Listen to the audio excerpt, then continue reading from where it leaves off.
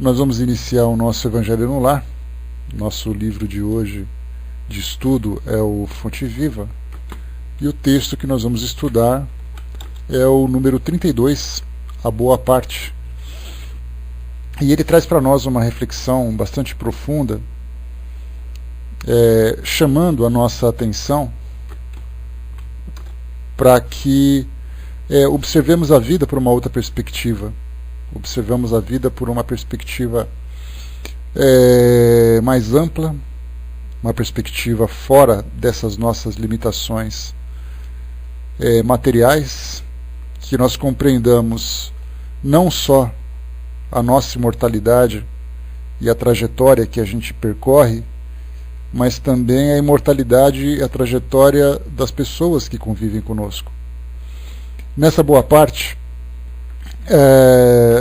Jesus, uma passagem interessante do livro de Lucas, capítulo 10, versículo 42, e para a gente se contextualizar, a história diz assim: E aconteceu que, indo eles de caminho, entrou Jesus numa aldeia, e certa mulher, por nome Marta, o recebeu em sua casa.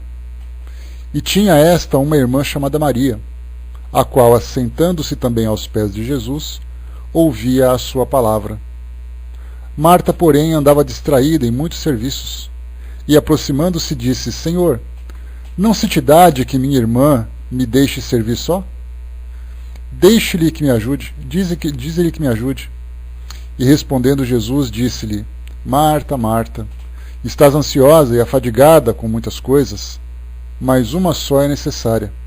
E Maria escolheu a boa parte, a qual não lhe será retirada. E aqui então, o que Emmanuel desenvolve para nós, em termos de análise, de estudo, é exatamente a boa parte que existe no mundo, a boa parte que existe nas pessoas, porque hoje nós vivemos uma fase bastante conturbada na nossa sociedade, no mundo de modo geral, em que nós vemos insatisfações sociais, disputas de poder, tragédias acontecendo em toda parte. Nós vemos também a violência, vemos ali reivindicações que acabam, infelizmente, se transformando também em protestos descontrolados, pessoas que se encontram no poder, que muitas vezes não conseguem satisfazer as nossas expectativas. E aí então, diante de toda essa turbulência de provocações, de experiências que a gente vai vivendo no nosso dia a dia, nós começamos a alimentar dentro de nós um lado bastante negativo, um lado bastante destrutivo. E Jesus ele chama atenção aqui sobre essa boa parte, que ela jamais pode ser retirada de nós, porque é uma conquista que nós temos. Então, quando nós falamos sobre o pessimismo do mundo, e infelizmente nós vemos hoje que as pessoas infelizmente estão bastante pessimistas com relação aos projetos que elaboraram, que não vão conseguir conquistar, com relação ao futuro que elas desejam construir, com o próprio futuro da humanidade diante desse ritmo que nós vamos caminhando hoje. Quando nós estudamos a doutrina e nós falamos sobre essa transformação que o mundo vem vivendo, saindo do mundo de provas e expiações e entrando nesse mundo de regeneração, que para nós ainda não passam de rótulos, né? Porque quando nós falamos em mundo de regeneração, nós ficamos nos perguntando o que exatamente é esse mundo de regeneração, o que nós podemos esperar dele. Mundo de provas e expiações, por toda essa desgraça que acontece, nós já conseguimos ter uma ideia, mas nós infelizmente vemos ainda esse quadro, essa realidade à nossa volta, ainda por essa perspectiva negativa.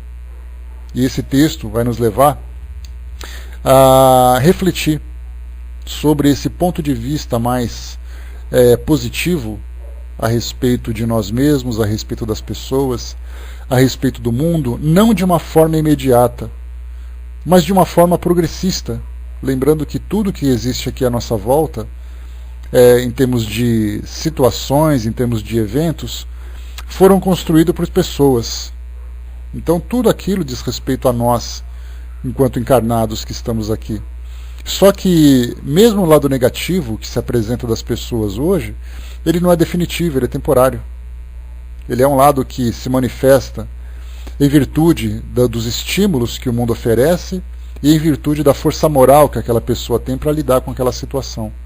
Algumas vezes ela consegue resistir, na maioria das vezes não consegue resistir, daí então ela sofre as suas quedas e consequentemente sofre as dores morais. Então, quando nós vemos o mundo de provas e expiações entrando nessa fase de transição para um mundo de regeneração, nós ficamos nessa fase tentando entender por que tantas situações negativas estão acontecendo, por que tantas turbulências sociais, por que tantos problemas que nós temos que resolver. Será que teria que desmanchar tudo o que nós construímos até hoje para tentar reconstruir tudo de novo, de uma forma diferente? Será que essa fase turbulenta faz parte apenas de um processo de transformação para o nosso próprio despertamento? Bom dia, pessoal que chegou. Então vamos ao texto aqui de Emmanuel e a gente vai refletindo sobre isso conforme a gente vai desenvolvendo. Então, selecionando aqui o texto, Maria escolheu a boa parte, que não lhe será tirada. Lucas, capítulo 10, versículo 42. Não te esqueças da boa parte, que resiste em todas as criaturas e em todas as coisas. O fogo destrói, mas transporta consigo o elemento purificador. A pedra é contundente, mas consolida a segurança. A ventania açoita e impiedosa, todavia ajuda à renovação. A enxurrada, a imundície, entretanto, costuma carrear o adubo indispensável à sementeira valiosa. Assim também, há criaturas que, em se revelando negativas em determinados setores da luta humana, são extremamente valiosas em outros. A apreciação unilateral é sempre ruinosa. A imperfeição completa, tanto quanto a perfeição integral, não existem no plano em que evoluímos. O criminoso, acusado por toda a gente, amanhã pode ser o enfermeiro que te estende o copo d'água. O companheiro no qual descobres agora uma faixa de trevas, pode ser depois o irmão sublimado que te convida ao bom exemplo. A tempestade da hora em que vivemos é muitas vezes a fonte do bem-estar das horas que vamos viver.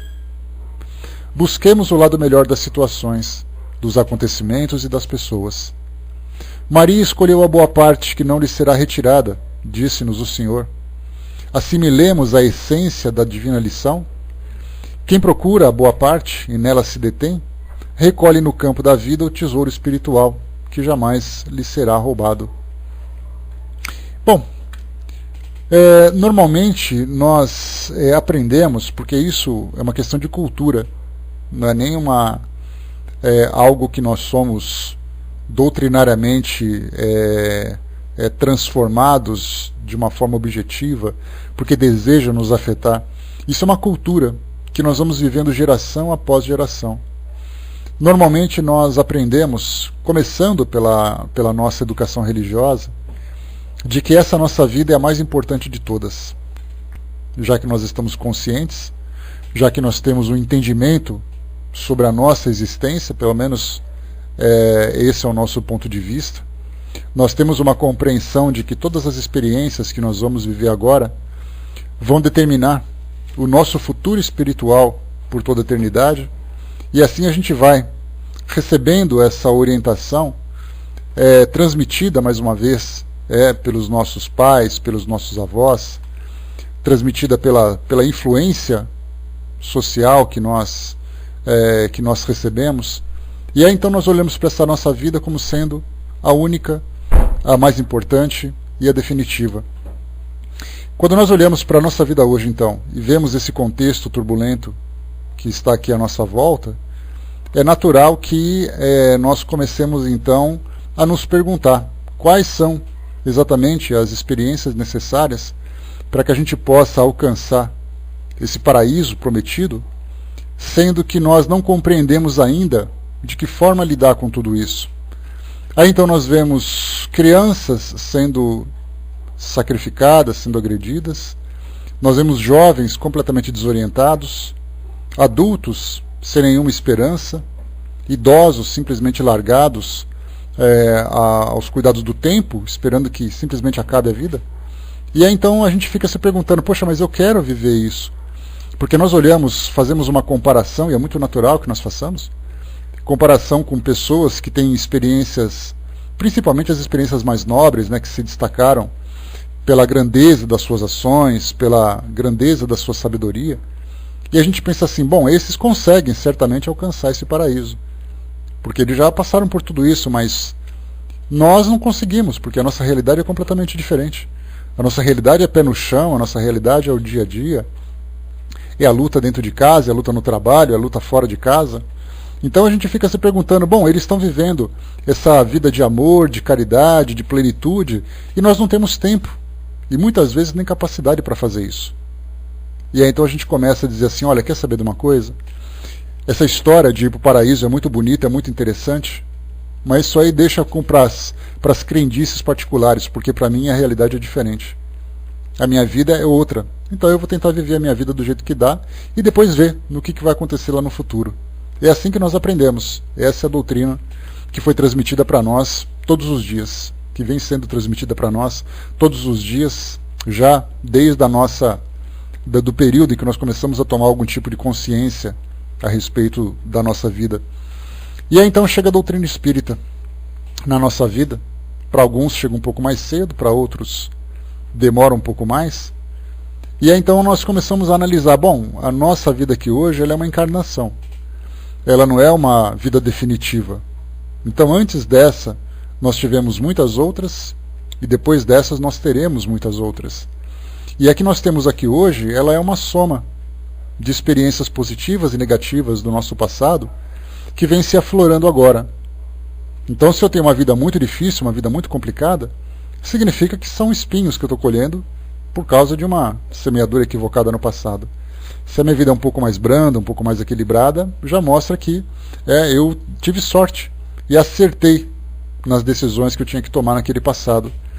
Mas ainda assim a gente fica projetando isso no passado e no futuro como uma fantasia, já que nós não temos lembrança nenhuma disso. Então dificilmente a gente vai conseguir tomar como uma realidade aquilo que para nós ainda é apenas uma revelação, é apenas uma teoria. Dizer que no passado nós vivemos isso, aí eu fico pensando, o que será que no passado eu fiz? Onde será que eu vivi? Com quem será que eu vivi? E a gente começa então a criar cenários. E quem é mais criativo vai ter mais sorte, porque a criação dele vai ser muito mais ilustrada, vai ser muito mais enfeitada. Enquanto que nós, que temos uma criatividade limitada, a gente vai pensar naquele desenho em preto e branco, com alguns rabiscos, imaginando, né, situações e cenários.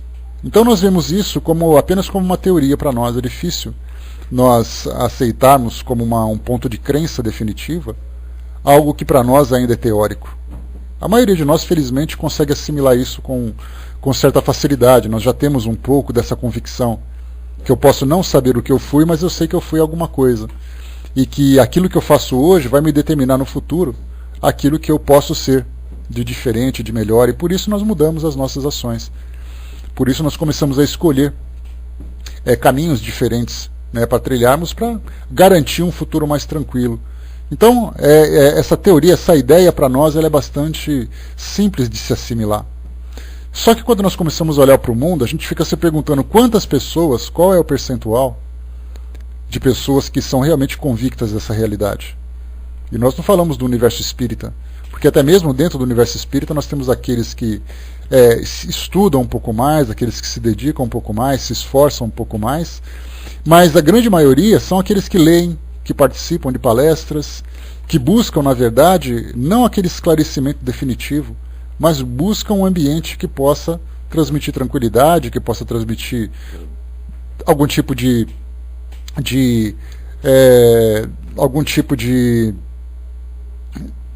resposta para as suas dificuldades, para as suas dores. Então, como nós somos motivados ainda muito mais pela dor do que pelo amor do esclarecimento, nós ainda ficamos nessa condição de comodismo. Por isso, então, essas ideias, essas revelações, ou essas bases filosóficas, para nós ainda continuam muito distantes da nossa realidade. Elas continuam muito distantes daquilo que a gente vive. Então, tanto dentro do ambiente espírita, nós temos assim aquela grande massa Lembrando que quando se fala espírita, você não tem carteirinha, você não tem registro, você não tem cadastro, você simplesmente se declara como. E que todo mundo tem o direito de fazer isso, desde que tenha ali pelo menos o mínimo dos princípios. Então muitas vezes eu leio um romance, eu vejo um filme no cinema, eu frequento esporadicamente um centro espírita, já me considero como tal. Mas ainda assim, a gente se pergunta, de todas as bases, de todas as revelações, informações que nós precisamos ter para ter uma vida mais equilibrada, qual é o percentual de espíritas que assimilam realmente isso de fato? Até mesmo nós que estudamos todos os dias temos essa dificuldade, principalmente quando nós nos deparamos com situações que são problemáticas, são difíceis de lidar, a gente começa a se questionar sobre um monte de coisa. Agora imaginemos quando a gente estende essa visão nossa para o mundo todo, de pessoas que não têm qualquer ideia, qualquer noção de reencarnação, ou não tem qualquer interesse em se aprofundar e estudar, ou sequer acreditar, a não ser que seja por uma coisa muito romântica, ou para justificar alguma desgraça, quando ele diz assim, para viver isso só pode ser um karma. Então é um jeito muito fácil de dizer isso, a gente justificar a nossa vida hoje, as dificuldades que nós enfrentamos, acusando o passado, aquele passado que nós ignoramos, aquele passado que nós desconhecemos. E aí então a nossa vida hoje continua ainda, apesar desse nosso conhecimento, ela continua ainda sendo mobilizada pelas ações do dia a dia, pelas nossas escolhas. São aquelas tentativas de erros e acertos que a gente fala. Só que, além das nossas decisões que são equivocadas, nós temos também as decisões das pessoas que estão próximas, ou pessoas que fazem parte do nosso grupo social, da nossa sociedade.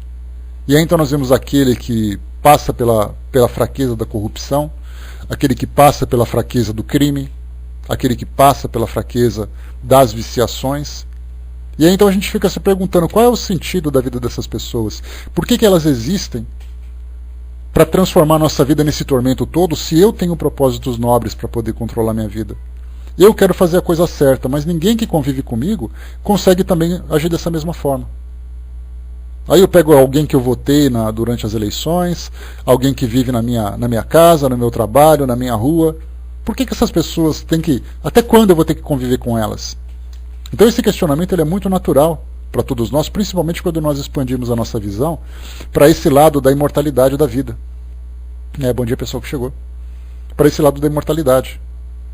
Porque aí então eu vejo que a minha imortalidade ela é muito importante porque eu estou fazendo a coisa certa.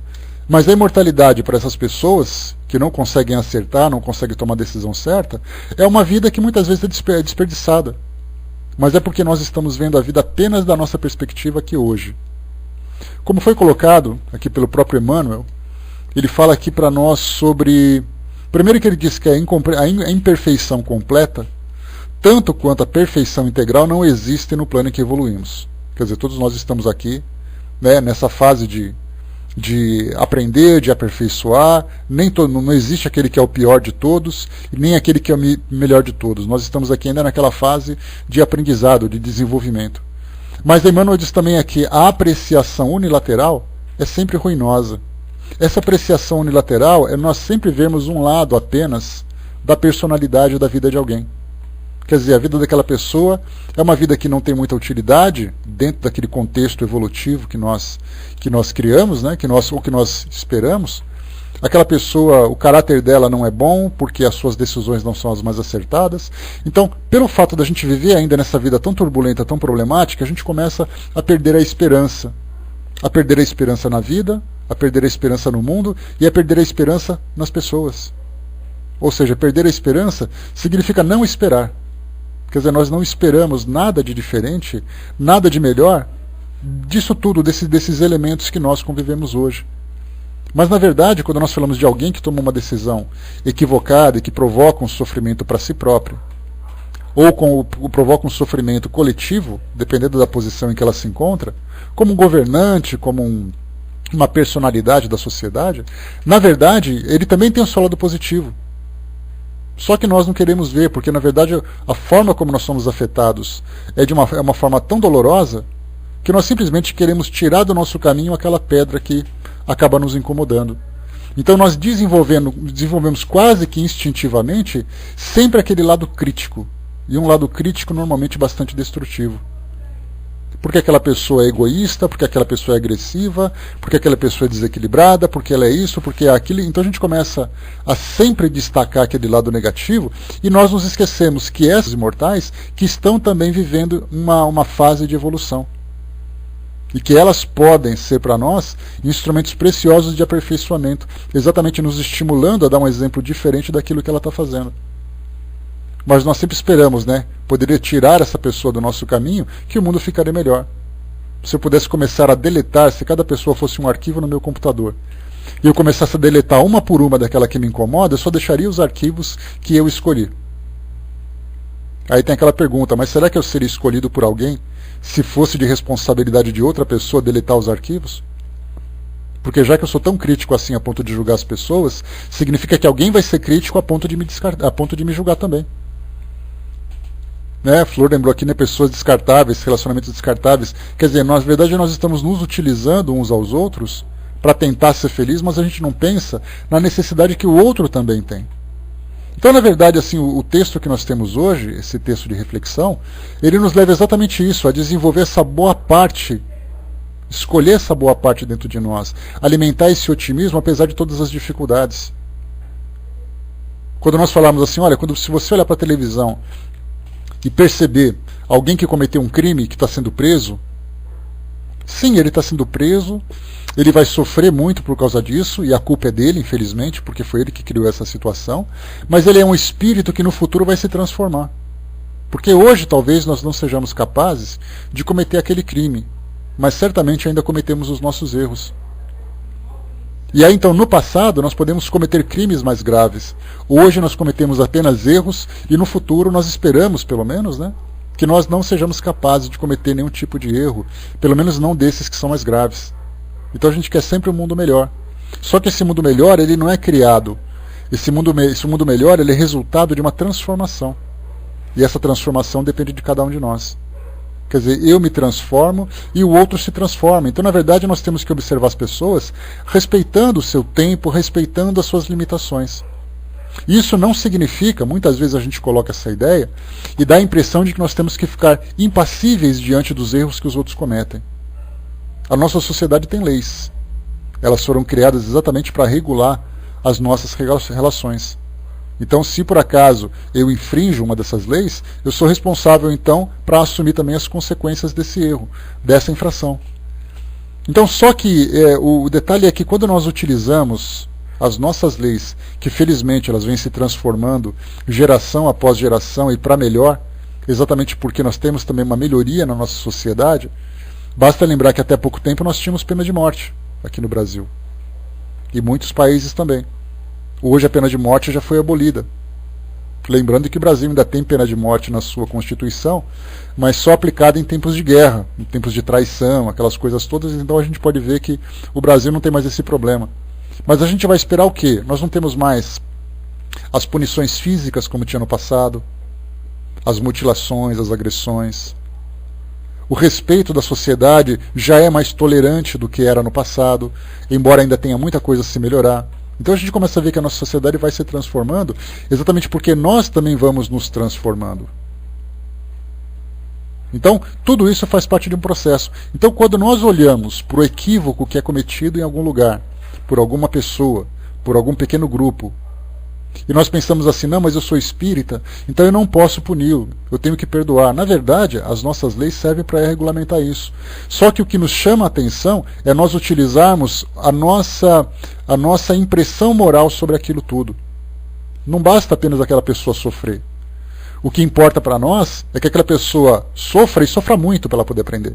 Então nós colocamos ali a nossa contribuição de crueldade, a nossa contribuição de satisfação, aquela contribuição que nós damos, né, daquele sentimento perverso que existe dentro de nós. Então, todas essas transformações, né, a Apogeu colocou para nós na Itália também, lá no século XIX também tinha essa mesma situação, quer dizer, em vários países nós tínhamos isso. Então, quando você olha para a televisão, quando nós olhamos para a televisão, vemos um criminoso, um político, uma personalidade com quem nós não nos simpatizamos, e vemos aquela pessoa caindo do seu pedestal, se nós pensarmos dessa forma, a gente vai dizer assim, bem feito. E isso denota claramente a crueldade que existe dentro de nós. porque a gente só vê o lado negativo das pessoas. A gente não vê que aquele espírito, ele é tão imortal como nós. E ele vai se submeter a tantas experiências como nós já vivemos até hoje e que nós continuaremos a viver. Então, olhar para o mundo hoje de uma forma, de uma outra perspectiva, perceber que, apesar dos erros, a lei de causa e efeito hoje, ela é implacável. A lei de causa e efeito, ela faz parte de uma lei moral universal. A lei de causa e efeito faz parte também da nossa própria sociedade. Tanto é assim que, se nós pegarmos o Código Penal, aqui do nosso país ou dos países onde nós vivemos, nós teremos ali, se você fizer tal coisa, você vai ser punido por tanto tempo. Isso nada mais é do que a aplicação da lei de causa e efeito. Só que, infelizmente, isso vai se transformando. Mais uma vez eu lembro, no passado, se você cometesse um erro, você simplesmente seria executado. Depois você acaba pegando prisão perpétua. Depois você vai diminuindo. Então, na verdade, nós percebemos que há muito ainda a se transformar. Sistema correcional, a própria estrutura familiar, que hoje sofre bastante, né, com essa falta de diálogo, com essa falta de valores. As religiões hoje não cumprem o seu papel como deveriam. Mas tudo isso faz parte de um processo de transformação. Se nós olharmos hoje, o nosso mundo é hoje. Se nós fôssemos convidados, vamos supor essa situação, nós fôssemos convidados a viajar no tempo e a viver 200 anos aqui no Brasil, como seria? Qual seria o cenário que nós encontraríamos? Qual seria exatamente a situação que nós viveríamos? Então hoje nós não podemos, hoje nós encontramos falhas, não há dúvida nenhuma, mas nós não podemos generalizar. Dizer que todo mundo faz isso, em todos os lugares é da mesma forma e que todo mundo concorda. Então nós temos que olhar o nosso mundo hoje como sendo uma escola que passa por um processo de reforma profunda. Mas é uma reforma que não vai acontecer de uma hora para outra. Não é uma reforma que começou na nossa última encarnação e certamente não vai ser uma reforma que vai terminar na nossa próxima. É um processo longo, é um processo duradouro e que depende principalmente de nós. Porque se o mundo hoje se encontra completamente pessimista, seremos nós que devemos ser esse foco de otimismo. De compreender que, apesar da necessidade de aplicarmos a legislação, de aplicarmos essas leis que regulamentam a nossa vida e as nossas relações, nós teremos também que dar essa contribuição de amor. O amor pelas pessoas, porque é o amor que educa. Não é exatamente a punição. A punição, ela simplesmente devolve o sofrimento e muitas vezes ela cristaliza cada vez mais no coração daquelas pessoas o ódio que ela tem. Porque se ela cometeu um erro, dentro da visão dela, se ela tomou algum tipo de atitude que infringisse a nossa lei, ela tomou porque ela se achava injustiçada. Porque ela não tem aquilo que ela quer, porque ela não pode fazer o que ela gosta. Então tem não apenas a restrição daquilo dos acessos que ela poderia ter, como também tem a contribuição do egoísmo, da sua tendência viciosa. Então, na verdade, essa pessoa que nós vemos hoje, ou essas pessoas que nós temos na nossa sociedade, elas estão passando também por um processo de aprendizado. Mas saindo um pouco dessa camada de criminosos, de corrupção e tudo mais, a gente volta para a nossa pequena célula familiar. Ou para a nossa pequena célula social, onde nós normalmente frequentamos. Aí a gente olha para as pessoas e diz assim, olha, eu não gosto daquela pessoa porque ela tem um jeito que me incomoda. Mas muito dentro dela também existe aquilo que é de benefício. Mas como nós aprendemos apenas a ver aquilo que incomoda, aquela pessoa não presta no todo. Então há necessidade de nós olharmos para o mundo hoje de um modo diferente, sabermos apreciar a beleza de tudo. A beleza das flores, a beleza da natureza, a beleza das nossas construções, a beleza também de dentro das pessoas. Então sim, elas continuam errando, elas não deixarão de errar por causa disso. Mas muitas vezes nós deixamos de apreciar nelas virtudes pelo simples fato de nós anularmos completamente as suas características, a sua personalidade por causa de uma antipatia. Então aquele que comete um deslize dentro da nossa visão, nós temos que começar a ver de um modo diferente também. A começar a escolher essa boa parte, que é o texto que nós estamos estudando hoje, para começar também a transmitir esse mesmo otimismo. Eu vi uma frase recentemente, também, né, Maria Lúcia? Muitas vezes o que incomoda no outro é realmente a personalidade dele. Mas quando atinge o nosso orgulho, aí já é uma questão de que nós estamos com um problema. né? Nem tudo é assim. Muitas vezes o outro é agressivo, ele fala demais, aquela coisa toda, e me incomoda e eu não gosto. Então não gosto e pronto.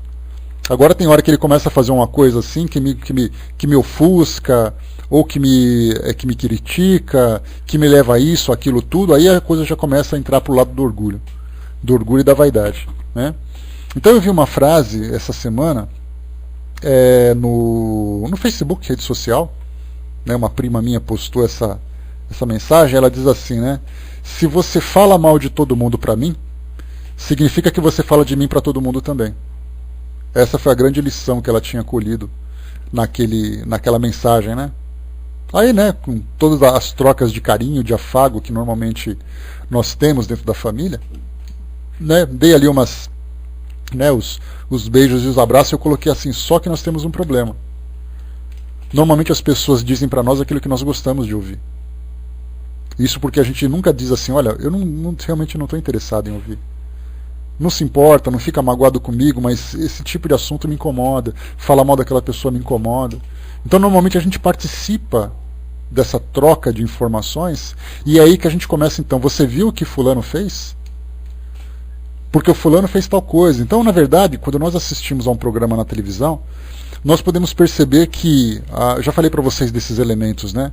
O tempero normalmente, se pegarmos assim a mídia hoje e começarmos a criar uma certa iguaria, nós teríamos 3 ingredientes que são os principais para deixar aquela iguaria do jeito que a gente gosta.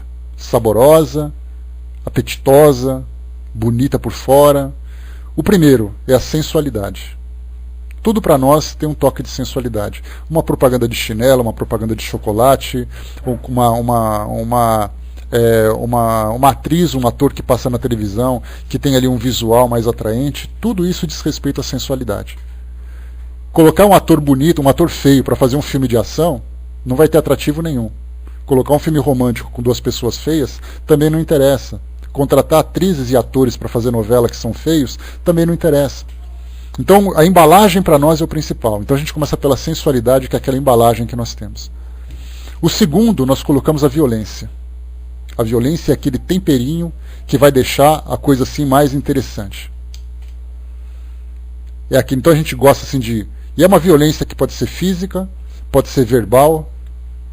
Quando nós temos na novela fulano que grita com cicrano, no filme o outro que dá tiro no outro. Se nós tivermos um filme que não tem esses ingredientes, a gente vai achar aquele filme monótono. E depois nós temos o terceiro, que é a intriga. Tudo para nós tem que ser intriga. É o malvado que faz uma conspiração por trás, é o bonzinho que sempre sofre, os bons contra os maus. Então esses são os elementos que nós temos hoje na nossa mídia. E a gente tem que lembrar sempre que, na verdade, é a lei de oferta e de procura. A mídia oferece aquilo que as pessoas procuram. O dia que nós pararmos de nos interessar por temas dessa natureza, os programas de televisão vão começar a buscar novas opções, de novos programas com novos temas, para saber exatamente de que forma que ele pode vender aquele produto. A publicidade tem uma grande culpa nisso. Ela analisa o perfil das pessoas e começa então a oferecer o que é mais interessante. A gente nem vai entrar nessa parte de mídia, né, porque a gente já falou sobre isso em outros estudos nossos. Basta ver, por exemplo, que numa propaganda de cerveja tem sempre aqueles homens satisfeitos sentados à mesa e aquelas mulheres, né, exuberantes, oferecidas, em volta como sendo objetos. Se você vai vender um carro, você vai ter aquele homem maravilhoso dirigindo o carro com uma mulher maravilhosa do lado para desfrutar esse prazer. Então, na verdade, nós temos o quê? É a publicidade buscando características da nossa personalidade que possa ser atingido. Então isso mostra exatamente aquilo que nós somos. Então se nós vamos conversar com alguém, a gente sempre tem muitas vezes como tema, né, ou falar do perfil que aquela pessoa tem em termos de beleza, de erotismo, de atratividade, em termos de intriga, porque a gente vai querer falar mal e fazer fofoca, ou vai querer xingar, vai querer brigar com alguém. Isso acontece o tempo todo, no trânsito, no balcão de uma loja. Você é mal atendido por um funcionário, aí fica, por que aquele funcionário é isso, por que aquela loja é uma porcaria, por que isso tudo? Então, para nós, o que mais chama atenção é sempre o lado negativo. Aquele lado nosso tolerante, de aceitação, de perceber que aquele funcionário pode não ter sido bem treinado. Aquela loja, muitas vezes, passa por uma fase de ajuste que nós não compreendemos. aquele funcionário não acordou bem naquele dia, então a gente sempre começa a fazer críticas. Então tudo para nós é o lado negativo. E se nós continuarmos ainda alimentando esse lado negativo, como é que nós podemos esperar um mundo melhor? Principalmente nós, que temos essa cota de responsabilidade tão profunda, que é exatamente contribuir para a transformação do nosso mundo, já que nós nos intitulamos com tanto orgulho de sermos os trabalhadores de última hora. Se nós, como trabalhadores, não vemos o mundo, não alimentamos o otimismo para mostrar para as pessoas que, apesar de tudo, o nosso mundo está melhorando, as pessoas estão se transformando, não de uma forma imediata, mas de uma forma lenta, progressiva, aproveitando, né, a sua imortalidade e todas as etapas reencarnatórias. Se nós não fizermos isso, quem vai fazer? Porque a religião não presta, porque aquele fulano veio aqui, porque o tal do Papa, porque o pastor, porque o bispo, porque isso, porque aquilo. E o lado positivo que essas crenças, que essas bases filosóficas levam para o coração das pessoas.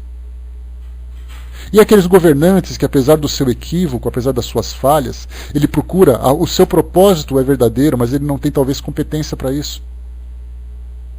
Mas ele está motivado a fazer a coisa certa. Então a gente não pensa se por acaso existe um lado positivo. A gente quer destruir aquilo que é negativo. E se nós não mudarmos essa nossa perspectiva, o nosso mundo não vai se transformar. O grande choque que nós vivemos no mundo espiritual, conforme os espíritos nos orientam, o maior choque que nós vivemos é quando nós chegamos no mundo espiritual querendo encontrar um paraíso. Não um paraíso bíblico, mas o paraíso espiritual mesmo, o espírita, que nós encontramos pessoas boas, pessoas generosas, né, num ambiente vibracional agradável. Mas o que nós estamos levando para lá em termos de bagagem, se aqui nós somos extremamente pessimistas? Nós queremos encontrar um campo ensolarado, florido, à beira de um lago, com margaridas, borboletas, coelhinhos pulando, sendo que nós levamos na nossa mente uma tempestade de negatividade. Então, na verdade, se nós adentrássemos num ambiente como esse, nós simplesmente o contaminaríamos. Porque o nosso padrão vibratório não se afiniza com o padrão vibratório desses tipos de ambiente. Então nós temos que alimentar o nosso otimismo hoje para transformar o nosso mundo e, como consequência, transformar nós mesmos. Não adianta a gente querer ir para o paraíso, sendo que nós não temos o paraíso dentro de nós. E esse paraíso dentro de nós é ver a beleza da vida, é ver a beleza das pessoas. Eu sei que quando eu vejo na televisão um traficante sendo preso, eu vou dizer bem feito, só que a mãe dele está chorando. É um espírito que desperdiçou a sua existência e vai ter que sofrer de novo. E talvez esse espírito esteja no nosso caminho, dependendo do tipo de relação que a gente tem com ele. De repente ele tem um filho que está vendo o pai sendo algemado e preso. Simplesmente desperdiçou tudo. Mas o que a gente quer é tomara que ele seja preso e que ele apodreça naquela cadeia. Vemos aquele político, mais uma vez, que foi preso por corrupção, a família constrangida, os pais, os filhos, uma vida jogada fora de oportunidades, uma inteligência desperdiçada que muitas vezes no futuro vai ser uma inteligência cerceada para que ele possa aprender com as consequências do que ele viveu, mas nós ainda alimentamos sempre esse lado negativo. Então aprendamos a ver a beleza da vida. Aprendemos a ver a vida com otimismo, ver nas pessoas, lamentar quando elas erram e não sentimos satisfação por isso. Miriam colocou lá em cima, como diz no Evangelho, né, se pudéssemos nos enxergar quando estamos coléricos, perceberíamos como parecemos ridículos. Eu gosto de dizer, Miriam, que quando a gente passa na frente de uma casa, ou mesmo vemos dentro das nossas casas, os nossos cachorros latindo na grade da garagem, para agredir um outro cachorro ou agredir uma pessoa, muitas vezes nós nos parecemos com esses mesmos animais. Irracionais, completamente irracíveis, completamente desequilibrados, possessos, tomados por essa cólera, e nós queremos chegar no plano espiritual e encontrar o paraíso. Encontrar os nossos mentores espirituais, desfrutarmos de todos aqueles prazeres que nós vemos hoje, sendo que dentro de nós vivemos um verdadeiro inferno.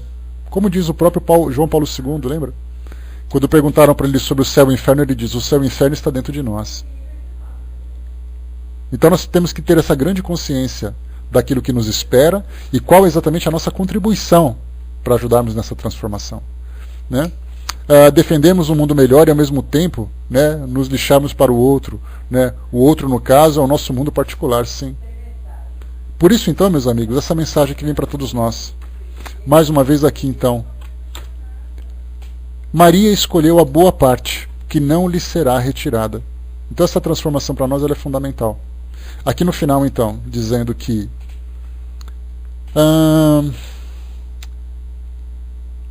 a apreciação unilateral é sempre ruinosa. Ou seja, vermos sempre o lado negativo das coisas é sempre destrutivo.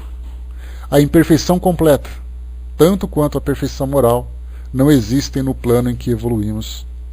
O criminoso, acusado por toda a gente, amanhã pode ser o enfermeiro que te estende o copo d'água.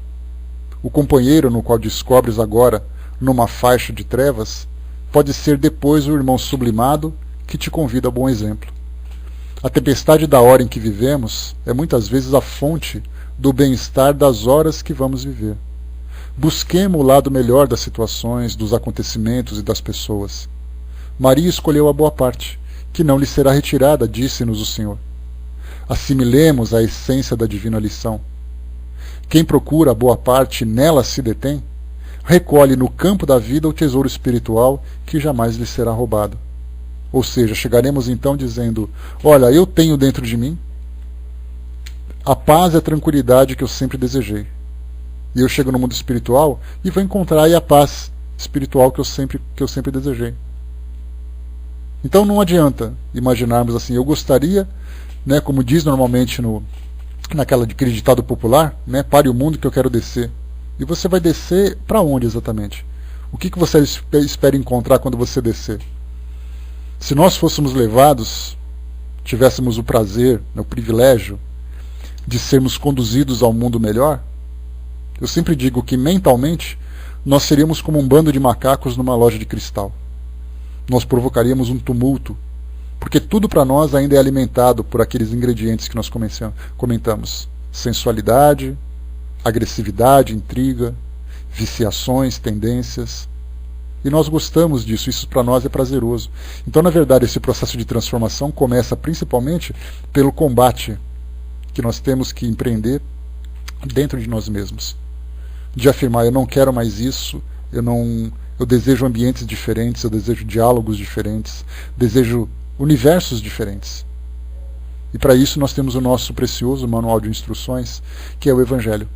Não o Evangelho religioso, o livro sagrado, mas aquele livro que a gente vai lendo e vai dizendo assim, isso aqui que eu preciso fazer, é isso que eu desejo ser. Então busquemos essa transformação. Aproveitemos cada vez mais todas as oportunidades que nós temos e vejamos a beleza da vida. Uma sugestão de leitura para vocês, O Grande Enigma, de Leon Denis, que traz para nós uma visão da vida onde Deus está presente em tudo. Numa flor, numa pedra, na água, na abelha, numa floresta, dentro de uma pessoa. E aí nós começamos a ter uma referência. É isso que eu preciso buscar. Porque enquanto eu não olhar assim para as pessoas, eu não vou conseguir me transformar. Então não espere, ou não esperemos, que encontremos um mundo diferente daquilo que tem dentro de nós. E para isso, só o autoconhecimento que é fundamental. Deixa eu ver aqui. Hermes colocou, né? Confesso que quando ouço que um bandidão, um malvadão foi morto, posso não rir, mas costumo dizer pelo menos um para fazer mal aos outros, né? Menos um para fazer mal ao outro, né? Perdeu a reencarnação, né? Eu consigo lamentar, Hermes. Eu vejo assim as pessoas, faço uma comparação e falo assim, uma pessoa que tem uma boa aparência, uma pessoa saudável fisicamente, simplesmente desperdiçou a sua vida. Jogou fora tudo aquilo que ele poderia ter para construir aquilo para ele, para sua família, para as pessoas à volta. E ele vai sofrer por isso, porque a nossa estrutura social hoje é uma estrutura bastante limitada. E ele vai ter que viver dentro dessas limitações. Né? O Milton colocou, o mal não seria o bem em estado bruto. O mal representa a ignorância, mas poeticamente poderia sim, Milton. O bem nada mais é do que aquela rocha que a gente precisa lapidar para poder encontrar dentro dela aquela pedra preciosa, principalmente. Né? O Décio colocou para nós, né, quase sempre o mal pode causar um bem a outra pessoa. Isso no tocante ao espírito, né, mesmo que não admitamos no momento da ocorrência, notadamente nós sendo a vítima, né, sem dúvida. A Fraterna colocou, né, só que ele não tem o menor conhecimento do que está fazendo. É a ignorância, a limitação dele. Né? Porque, na verdade, quando nós somos tomados por uma revolta, tomados por um impulso que é mais forte do que a nossa razão, nós agimos de uma forma destemperada. E aí então nós sofremos pelas consequências dele. A Miriam colocou, né, o mal não seria a ausência do bem, ele existe onde não há prática do bem. Né? Então tudo isso faz parte desse processo. Agora a gente tem que buscar sempre dentro de nós esse ponto de vista que é o ponto principal. né? A Betinha colocou lá em cima, precisamos mais olhar o belo em tudo, e precisamos mesmo. Temos que aprender o belo, né? Ter como referência. Que a gente olha uma pessoa, você convive com uma pessoa e ela dá bom exemplo, é uma pessoa maravilhosa, cheia de virtudes e valores, aí depois a gente vai conviver com alguém e fala assim, oh meu Deus do céu, até quando eu vou ter que suportar essa coisa? Na verdade, se a gente começar a olhar o lado bom, o lado positivo das pessoas, certamente nós vamos encontrar também um brilho diferente à vida. A nossa vida vai brilhar de um modo diferente. Então temos que pensar sempre dessa forma, que é o principal. Para fechar, a Miriam colocou, né, tem um capítulo inteiro sobre o bem e o mal na Gênese. Recomendo, né? Então, para quem quiser também, está ali feita essa outra indicação para vocês. Bom, eu vou passar para a nossa amiga Beth, que vai fazer o encerramento para nós. E só lembrar, né, que quando eu lembro que às vezes a gente participa, eu lembro quando eu frequentava a Igreja Católica já há muitos anos, e eu fui convidado para participar daqueles encontros de jovens que normalmente eles organizam, né? E você vai para aquele local e músicas, palestras, ambientes, fraternidade, você sai flutuando daquele lugar, como se fosse um retiro, né? E aí então você volta para a sua vida real. E você acha que aquilo é o paraíso, que aquilo é maravilhoso. E aí no dia a dia você percebe que aquelas mesmas pessoas que muitas vezes organizaram aquele encontro também trazem os seus conflitos. E aí então todo aquele ambiente que normalmente foi criado, né, ele se desfaz porque normalmente as pessoas tentam alcançar esse lado positivo da vida. Mas infelizmente elas não têm resistência para manter, para se sustentar. E esse para nós é o grande desafio, principalmente para nós que temos esse conhecimento mais profundo, esse conhecimento mais ampliado, de nos compreendermos como espíritos e vermos as pessoas também como espíritos. Esse é o ponto principal. Vou passar para a nossa amiga Beth, que vai fazer o encerramento. Bom dia.